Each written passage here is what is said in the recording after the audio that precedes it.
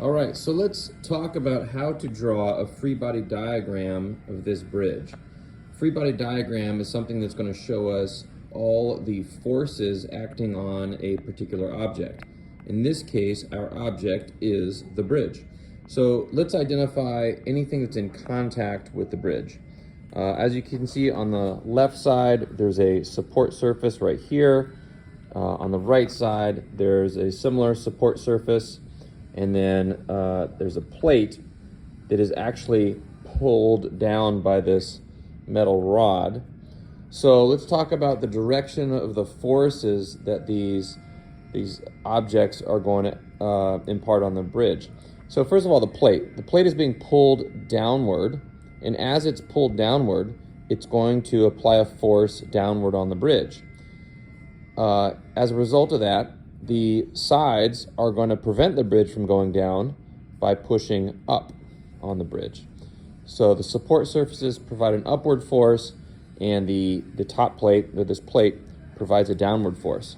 So let's draw a free body diagram of our forces on the bridge.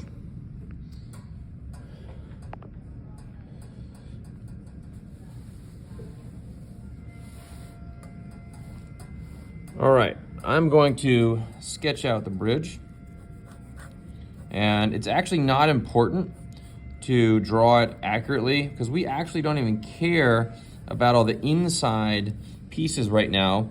When we model an object, right?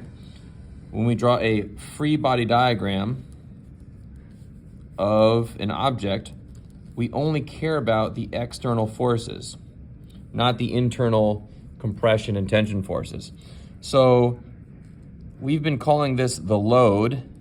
In a free body diagram, we're going to label it F, and then here we're going to write the specific object that's applying that force. So I'm going to write the force of the plate. More specifically, that is the force that the plate is pushing on the bridge. Now on the sides, we had supports pushing back up to prevent the bridge from going down. Okay, now these are flat surfaces. Anytime you have a flat surface acting on an object, it provides a force called a normal force. So Fn equals normal force.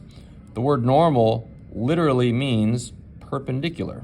Okay, so in other words, if the surface goes horizontally, the force is going to go vertically, and they make a 90-degree angle relative to each other. So you're going to have that normal force on each side of the bridge. Now, notice the plate is in contact with the bridge. The normal force is, you could also say that is the force of the support surface. So force of the surface, right? But there's another force that's acting on the bridge. There's one object that is not in contact with the bridge right now that's acting on it, and that is the earth. The earth is so massive that it pulls the bridge downward. We call that the force of gravity, right? And I'm going to draw that right in the center of the bridge because it usually acts, it's going to act on all the parts of the bridge, but we could simplify it by saying it is acting on the center of the bridge.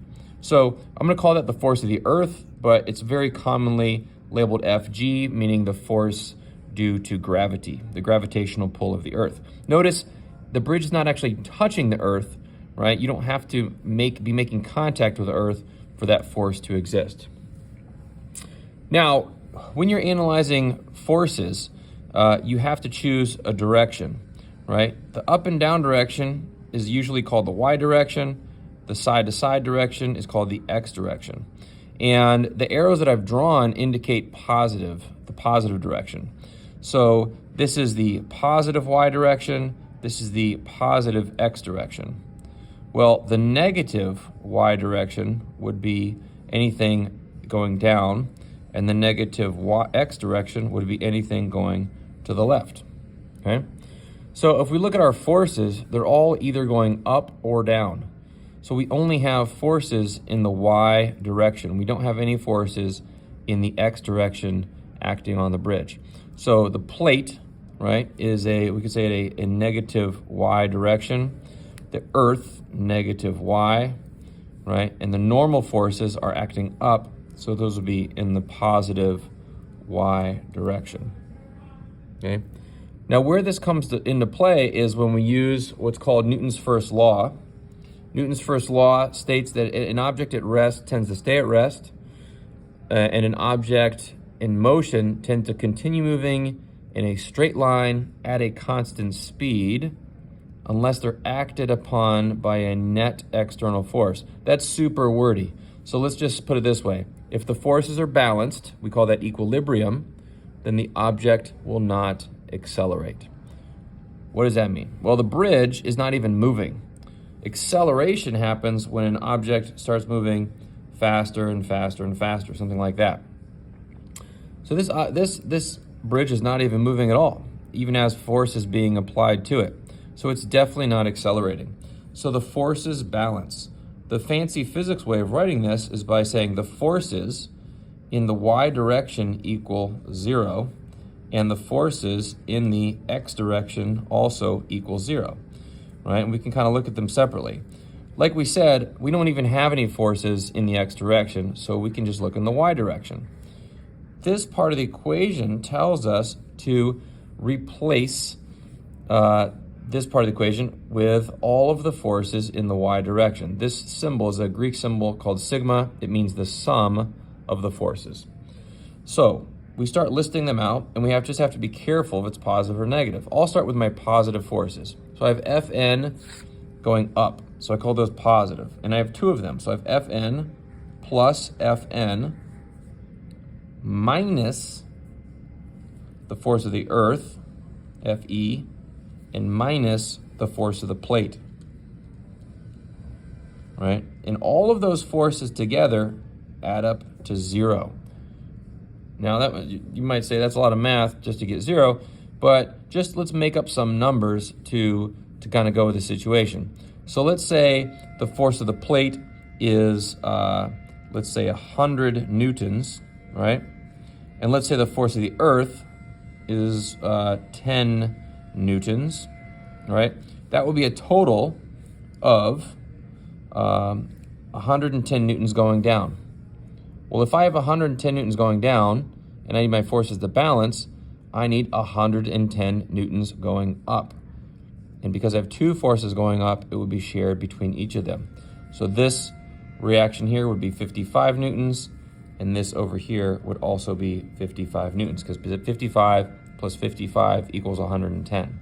So if you look at my equation, if I substitute Fn with 55 newtons, and this Fn with 55 newtons, and then I subtract the force of the earth, 10 newtons, which I made up, by the way, and the force of the plate with 100 newtons, right, I should get 0.